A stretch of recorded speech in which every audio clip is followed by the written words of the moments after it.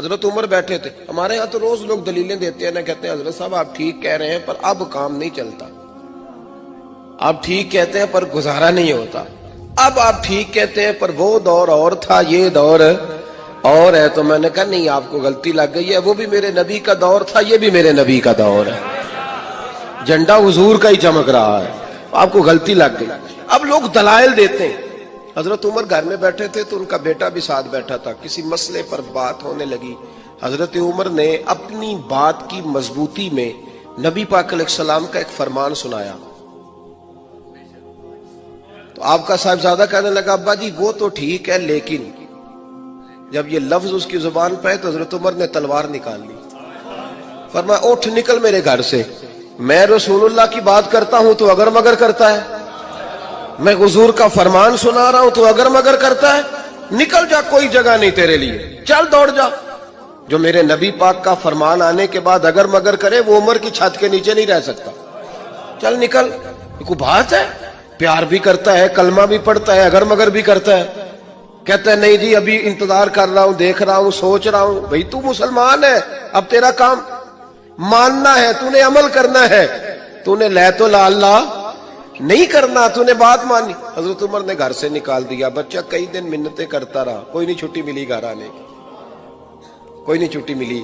وہ امیر المومنین حضرت ابو بکر صدیق کے پاس گئے, کہنے لگے ابا جی سخت ہیں, آپ کو پہلے بھی پتا ہے, میری سفارش تو کریں.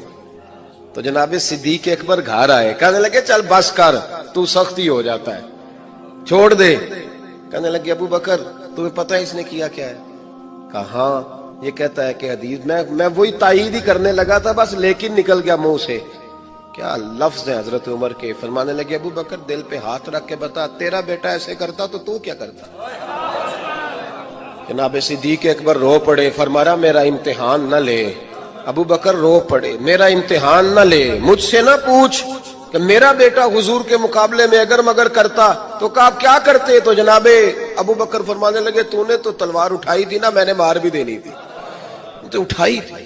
اگر مگر یہ غلام ہے, یہ نبی پاک کا غلام ہے, اس کو کہہ دیا جھوٹ حرام ہے تو کہتا میرا گزارا نہیں, اس کو کہا گیا یہ چیز غلط ہے تو کہتا کام نہیں چلتا. تو غلام ہے جس کو آپ نے غلام رکھا ہوا ہے, نوکر رکھا ہوا ہے. آپ اس کو کہیں جا 5 کلو چینی لے آ, وہ اگر آپ سے کہے نہیں 2.5 کلو منگا لو, مان لو گے بات؟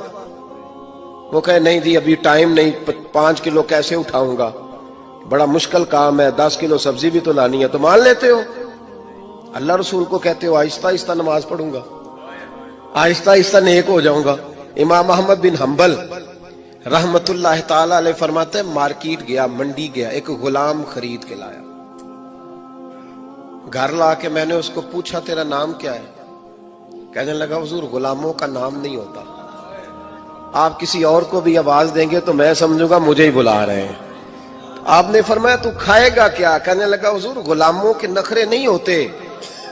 امام صاحب فرماتے ہیں مجھے وجد ہو گیا اس کی باتوں سے, میرا وجود کے رونگٹے کھڑے ہو گئے. میں نے تیسرا سوال پوچھا, میں نے کہا تو یہ کمرے ہیں حجرے کوئی پسند کر لے, کہاں رہے گا؟ کہتے ہیں وہ رو پڑا, میرے پاس آ گیا. کہنے لگا حضور مجھے غلام ہی رہنے دیں, میری عادتیں نہ خراب کریں. حضور آپ جہاں آپ کا دل کرے نا اشارہ کر دینا, میں وہیں سو جاؤں گا. امام صاحب کہتے ہیں میں نے اسے کہا اٹھو یار. وہ کھڑا ہوا تو میں نے کہا سینے لگ جا, تو آزاد ہے, تو غلام بننے کے نہیں, تو آقا بننے کے قابل ہے.